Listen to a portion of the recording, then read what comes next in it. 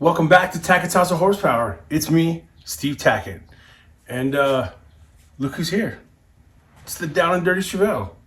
Looking kind of down and dirty, actually.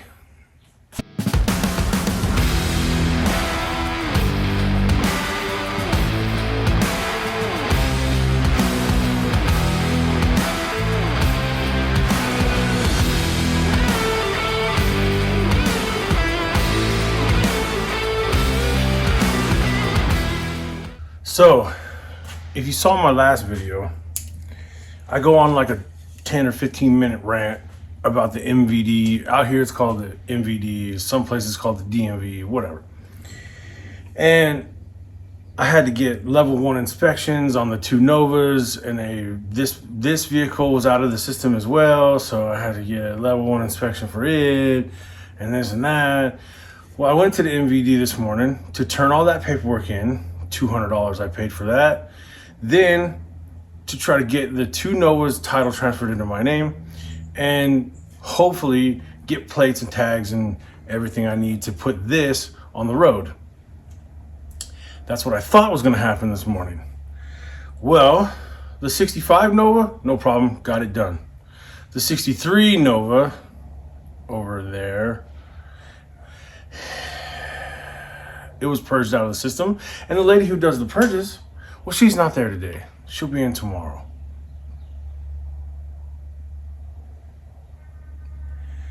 Great. Then this one, they said, well, because the title situation on this one, blah, blah, blah, it needs to go for a level 2-3 inspection. So, why am I telling you this?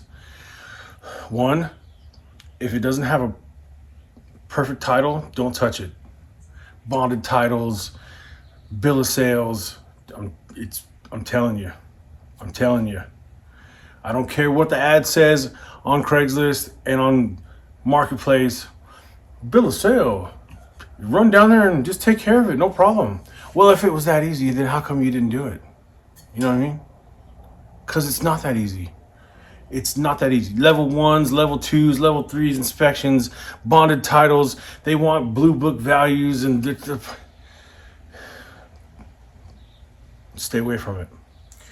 So, down and dirty has to go in for a level 2-3 inspection.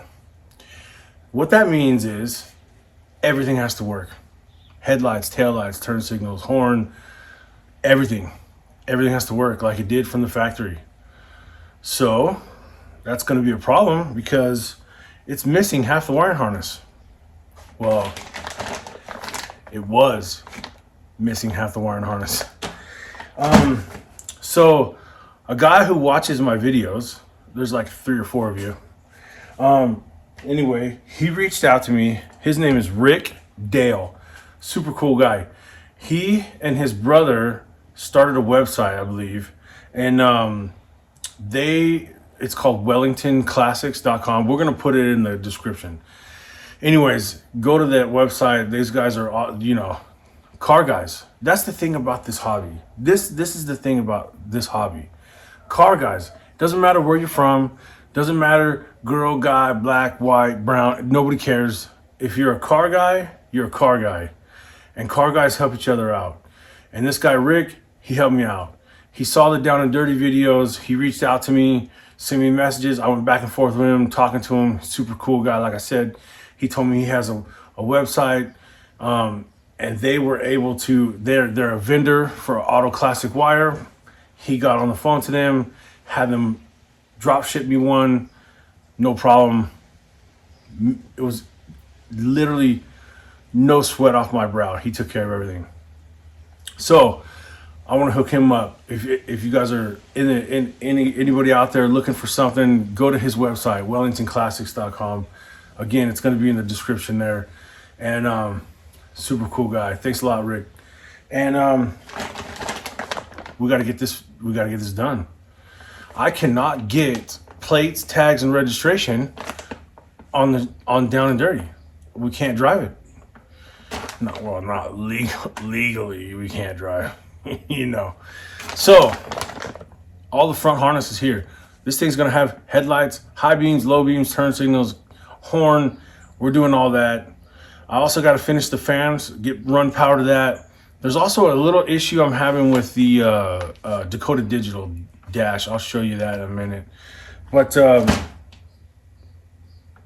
we're going through it. You know what I mean? We're going through it. So hopefully tomorrow I'll get the title for the 63 done. And then maybe we'll put this on the trailer and take it down there, do a level 2, 3 inspection. They can walk around it and look at the turn signals blink and sign it off for me. We're gonna get this car on the road if it kills me, and it might.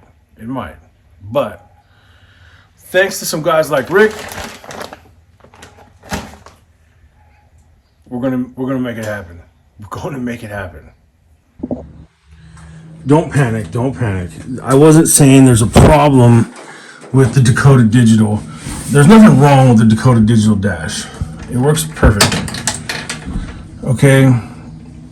But watch. Every time I turn the switch off, the disconnect switch in the back, I gotta calibrate my speedometer and stuff like that. But you gotta do a standing mile drive to calibrate your speedometer. And I can't really drive it too much, you know, legally, because of what I just said earlier. Registration tags, plates, all that. Anyway, but you'll notice my clock it goes to 12 o'clock. Every time I kill the master switch in the back, whenever you kill that switch, it resets things like your clock and stuff. I believe your tripometer guy, it disappears. It goes back to 12 o'clock and 0. Because the little computer box, the Dakota Digital computer box, it has a 12 volt constant and it has a 12 volt switched. The constant needs to be, just like it says, constant, and the switched needs to be switched with the key. Well, I got the switch to the key, but I got the constant tied into my main distribution hub over there. And every time I kill the switch in the back, I lose everything. So I need to run a constant somewhere, and it needs to be constant. So it needs to be segregated from the master disconnect switch. So we need to handle that. And then we can get our calibrations and stuff done on our Dakota Digital. Now, I come up here to the front. Let's get this open. Hold on. Sorry. Okay. As you can see, I've got a jumper wire that runs my ignition system right now. So I need to get rid of that little red jumper wire. That's my switched wire to my ignition switch right now. Then we're gonna run a wire, we're gonna hide it as best we can behind here, and then wire it over here to the horn relay. And that's gonna power up, obviously, horns, master, ignition hot, and obviously lights, turn signals, that kind of stuff. Then we need to hook up our relay for our electric fans, because right now the electric fans aren't doing anything electrical right now. So there's plenty to do.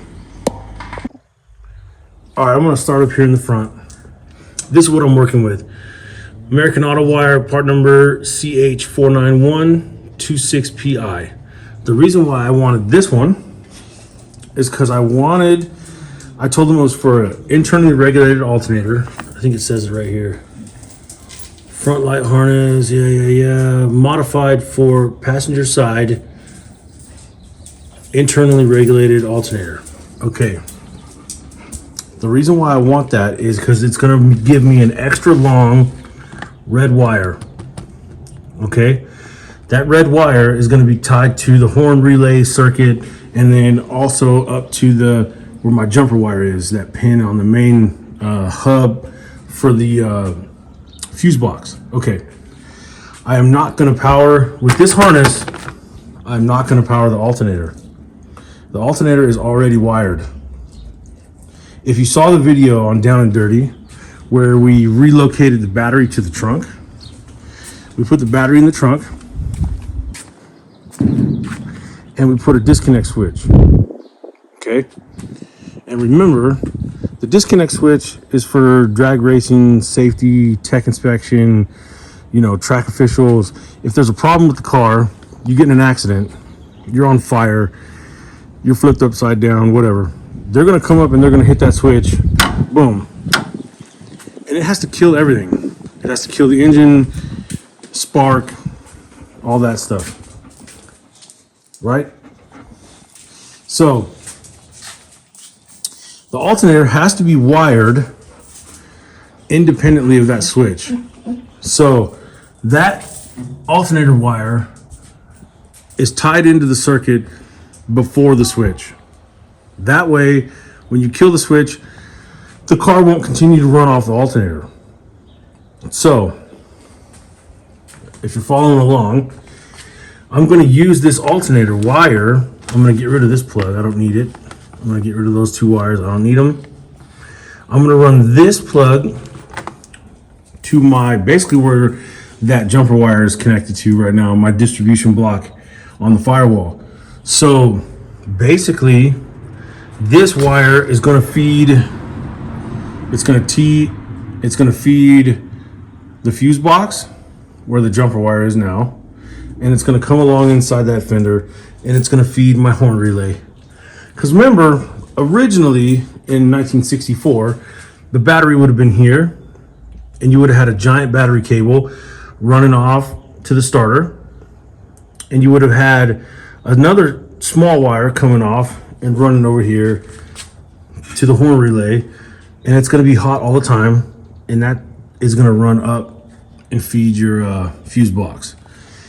Well, we don't have a battery up here, and we don't have that wire up here, so we're going to have to feed that circuit some other way. So what I'm going to do is I'm going to use the alternator wire to feed that circuit. Does that make sense? It will in a minute, okay? So let's take this brand new harness that I just opened and let's cut it up. Sorry, Rick. There goes my warranty. All right, I'm gonna have to reposition some of those wires and re-lume it. So it's all good, but it's not gonna be under warranty anymore. Rick, can you send me another one? This one's defective. I'm kidding, everything's fine. All right, so what I need to do is I'm gonna pull this back, get Oliver's face out of here. We're gonna pull this pigtail back, and we're gonna route it. Instead of routing it over here, I'm gonna route it that way and over to my distribution block. And then that's it. Everything is fine. The only major difference is going to be this dark brown wire. I'm getting rid of it. That plug, that goes all the way down and it comes out here. It goes to the alternator. That would be the plug on the side of the alternator for a one wire internally regulated alternator. We don't need this plug, so I'm getting rid of it. So the dark brown wire, I depinned it out of there. Then I can start rewrapping all this. See, looks perfect. Can't even tell. The only difference is now I've redirected that used to be the alternator wire is no longer going to be an alternator wire. It is now going across. Instead of going across the front and coming out over here, it's going to come across and come out the back. And I'll run that red wire through that plastic guy right there come out over here, and boom, go into my junction block back there in the firewall. So that red wire will now come up here, T into the fuse block and the horn relay. It's no longer gonna, there's no alternator on there at all. There's no regulator, there's no alternator, none of that's gonna happen in this harness anymore. The only thing that I'm gonna delete is that brown wire, which if you had an idiot light on the dash, if you were running like a factory style GM alternator with the little plug on the side, the 2 plug on the side, that's what this would go to. And the red wire would be hot all the time, and then the brown wire would be like keyed hot, and it would excite the alternator. Now some guys, you'll see, if you have a true 1-wire alternator, then yes, it's just 1 wire hot all the time. Sometimes though, you'll see guys with an alternator and they'll run a jumper wire, boom, over to where this plug used to be. You can do that, but if it's not a true 1-wire alternator, it'll be a parasitic draw and it'll kill the battery. When the car sits for like a week, you'll come out and the battery will be dead. And you'll be like, what happened? Well, if you run a jumper wire from here over to that plug, then the exciter will be hot all the time and it will eventually slowly kill the battery. So that's what this brown wire would have been. So you got to remember that if you're going to run this style alternator, you know, just off the shelf alternator from O'Reilly's or something, then that needs to be keyed hot. You want your exciter wire to be keyed hot. So anyways, like I said, we're not running this harness, has nothing to do with the alternator anymore. So I'm getting rid of that. Okay, so I'm gonna get ready to install it. And the first thing I'm gonna do is come over here and get rid of my jumper that I made. My little jumper wire I plugged in over here so I could power up my fuse box. We get rid of that, and then we'll start routing this thing. Now before we start installing this, you want to put some dielectric grease in here to protect these contacts. If any kind of water, moisture, corrosion, anything starts happening to this plug, especially that big one in the corner, the top red wire in the corner there, that pin, it powers the fuse box, which powers the ignition switch. So if you lose contact on that one especially, the whole car shuts off. So you want to put a little bit of dielectric grease in there, just coat it a little bit and then shove it in there. All right, we got her plugged in on the bulkhead back there. Run it underneath over here. These little plastic guys clip in right there and there, so it keeps it tucked up and nice and neat. Now we just got to plug it all in. Lights, turn signals, horn relay. I got some horns. I hope they work. The original horns. We'll find out. And then I'm gonna route this guy probably underneath this lip. I'm gonna tuck it underneath here. Run that across. Plug it in over there. And then we should be cooking. So when I relume this, I saved 3 of these from the old cut up loom I just did. And then what I'll do is I'm gonna stick it up underneath here and I'll click it into these holes. Right, there's one. There's one. There's one. So what'll happen is that'll be all tucked up underneath there and you'll never see it. See there? You can't even see it. You got the little clips holding it in.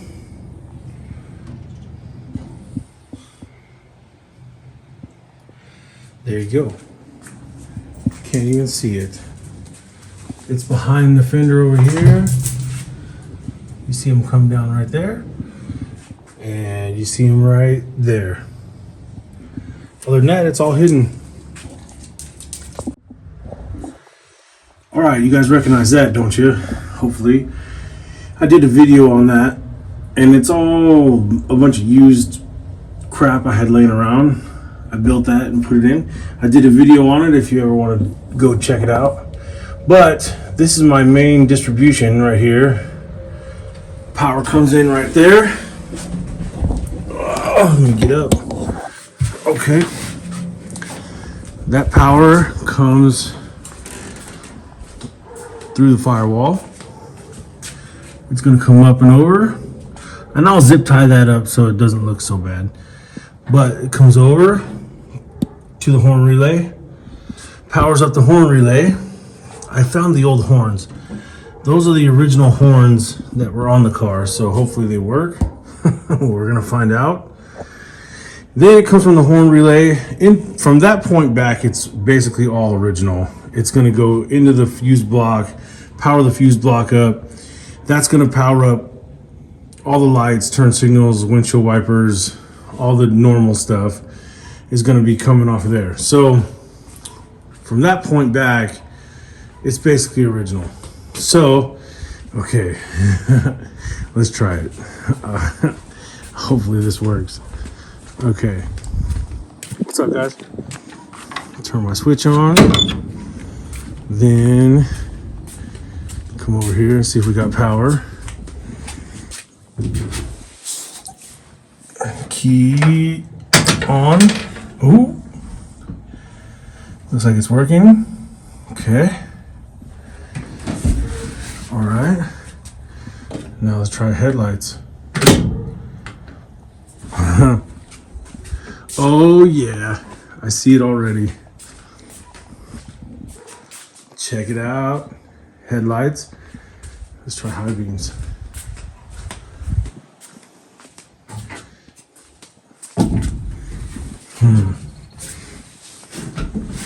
See if you see it. Oh yeah, there's high beams. And look, I even got my little indicator. See the indicator?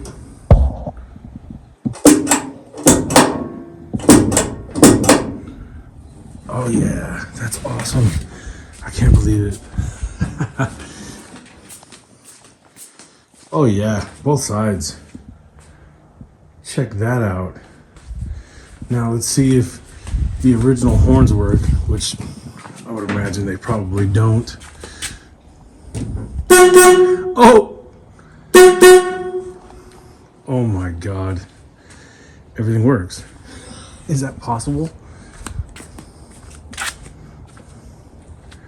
We got running lights. We got license plate lights. Yeah. Level 2 inspection. Come on. It's gonna be no problem. I like that the dash lights will dim and these will light up. Let me turn off my high beams. Yeah. I like it. Wow. Now doing the turn signals. What's weird about the Dakota Digital dash is you got indicators down there and you got indicators up here still. You get both. Uh-oh. Uh-oh. Only the left one's working.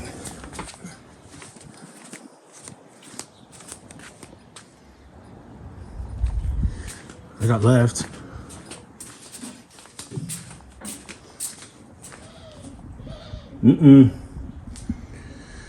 Okay, well, I gotta check those out. I just plugged them in. I don't even know if they have bulbs in them. I have no idea. I probably should have checked that, but all I did was plug it in. So let me see if those are the problem or not. Okay. Okay, it still works. Well, I gotta check the front ambers. But other than that, it's looking pretty good. Well, I took it apart and I just jiggled it and they both came on. That's impossible. I did not replace those bulbs. Who knows how old they are, but they seem to be working. Well, they're working. But if you touch it, you jiggle it, it stops working. So that tells me the wiring's good, it's just a poor contact. So I'll probably just go up and get a new pack of bulbs because I don't want to risk it.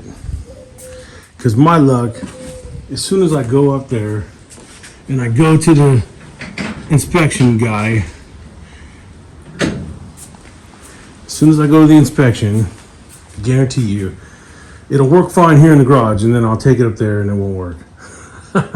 So I better make damn sure that it works perfect every time. So I need to get a new set of bulbs. I'll pick those up in the morning. And I don't know. Oh yeah, I got fans. That's probably important. I've got to install this tomorrow. My cold case relay control unit for the fans. So I'll do that tomorrow morning. I'll get some bulbs, handle that, and then I think she's legal. So that's good. This thing is, I can't believe it. As long as this car sat for, you know what I mean? I don't know. Some of you might be, I got a lot of new subscribers. I don't know if you've been following and you went back and watched in the old videos, but this car sat for a long time. And we took it all the way down to the frame and put it back together in just a few months. So, I mean, literally everything on this car has been gone through. So it does look kind of ratty, but it's not. I mean, from the frame up, it is not. So I'm gonna go ahead and clean up for tonight. I'll come back out here in the morning and throw some bulbs in it, double check everything, wire up my fans, maybe take it on a legal test drive. I mean, legal test, you know, a test drive, maybe. So I'll see you guys in the morning. Well, it's the next day. I just got home from the MVD for the third trip, but I got the titles squared away on the two Novas. So the 65 and the 63 titles are square. I'm driving home. I stop at the store. I got bulbs. I pull into my community and it starts raining. So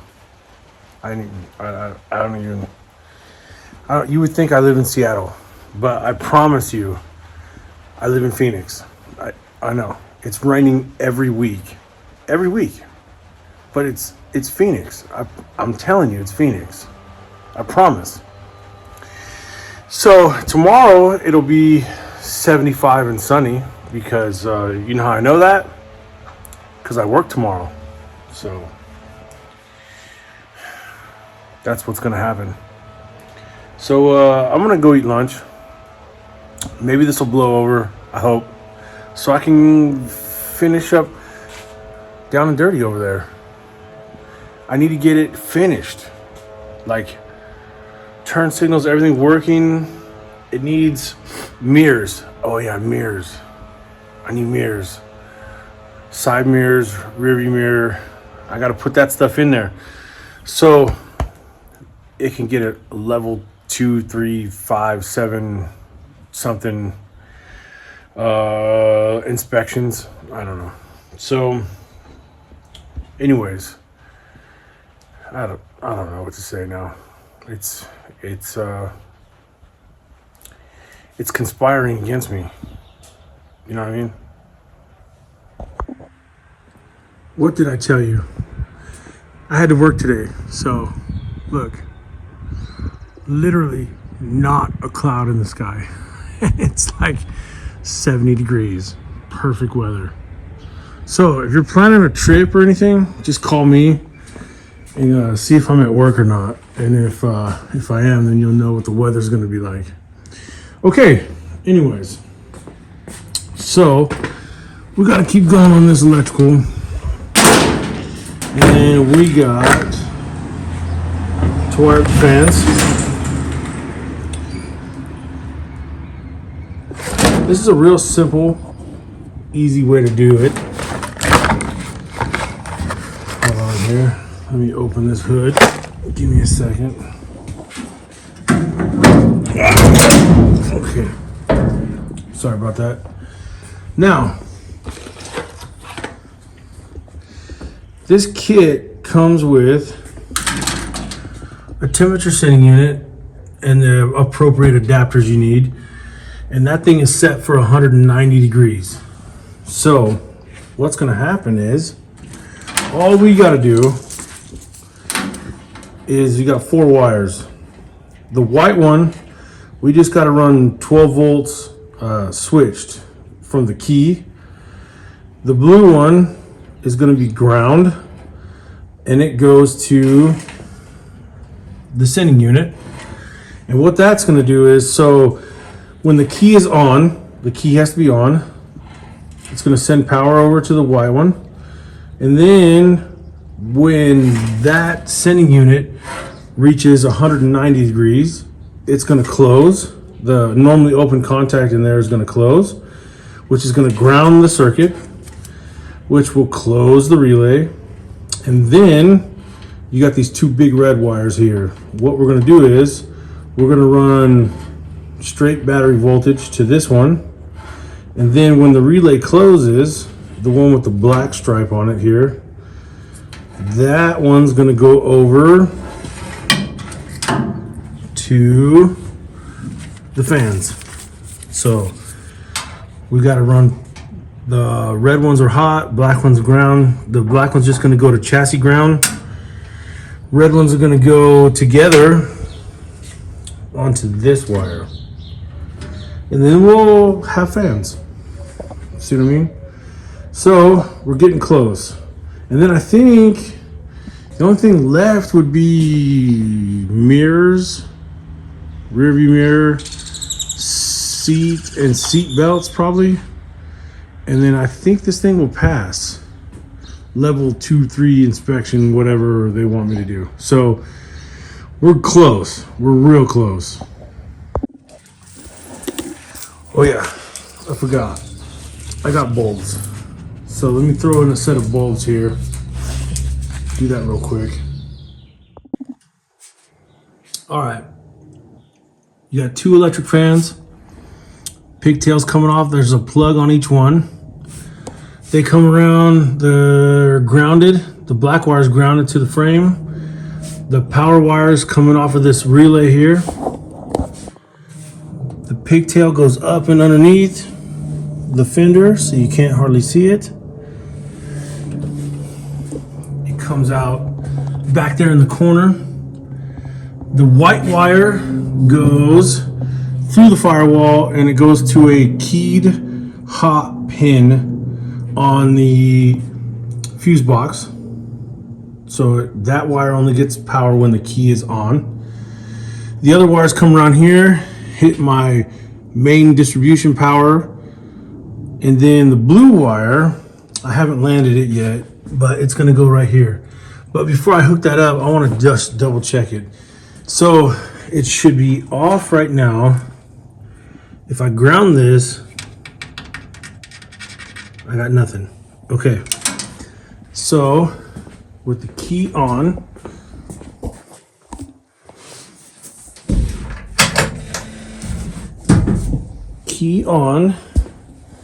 if the blue wire sees ground, the fans should kick on.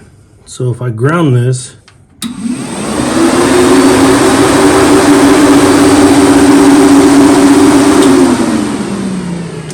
Perfect. Works perfectly. I like it. Okay, so all we got to do is hook that up right here to this post, and then it will only come on when it's keyed on 190 degrees. Sound good? And this kit, I think I showed it earlier, this kit is made by Cold Case. There's your part number. But you could use it for any fans, I guess. Any fan setup you want. If you want it to work automatically like this. All right, there we go. Sending units hooked up, so that means all the fan wiring is finished. So there's one other issue I wanted to tackle today, and we talked about it earlier. The Dakota Digital dash, it has an issue because this car has a battery relocation and the whole safety switch problem. So like I said, the Dakota Digital has a keyed input and it has a constant input. Right now, every time you kill that switch, you're killing both circuits. So I'm losing my presets, like my clock, anything like that, trip meter, anything like that is getting reset. So every time I go to tech inspection or anytime, you know, anything happens, anybody turns that switch off, it's gonna reset my dash. Watch. It's gonna say 12 o'clock. Trip meter 0. So I'm losing my presets. All right, so I was thinking about it, and I think the best way to handle this is to maybe, I talked about this too also, the alternator. The wire for the alternator is constant. It's hot all the time, even when the switch is off, because the alternator wiring is separate. It's before the shut-off switch. So anyways, what if I tee off of that wire there, come off the back of the alternator, and just power up the constant circuit for the Dakota Digital? And what I'm thinking is that'll solve the problem. That way that circuit will be constant all the time. So I shouldn't lose my presets. I can set my clock and everything will be fine. Because, and I still think it, in my opinion, it's still sort of legal-ish, because the switched voltage, the switched input on the Dakota Digital will still be switched. Because if you kill, like in a tech inspection, the tech inspector, he's gonna come up, he's gonna hit that switch, right? And everything needs to shut off. Well, it will. It will shut off, and the switched voltage, or the switched input, which is powered off of my fuse panel, my key switch circuit will still drop out, so the dash will shut off. So if you hit the safety circuit, if the tech inspector comes up and he hits that switch, everything in here is still going to shut off. The dash is still going to shut off. So I think I'm going to go ahead and do it. So I'm going to use that wire right there, and we'll just power that one constant circuit off of that. And I think that will take care of my last issue.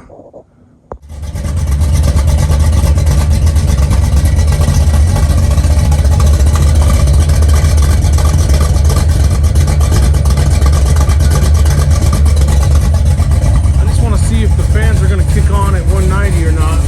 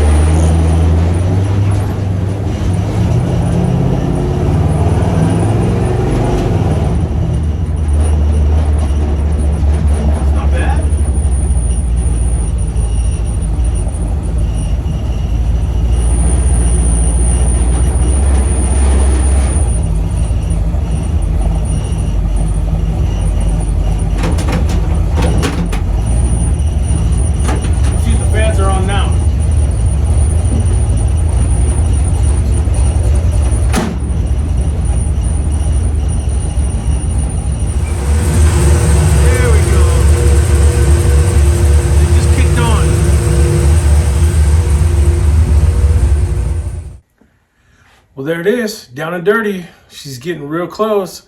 Pretty soon we'll be ripping it down the track.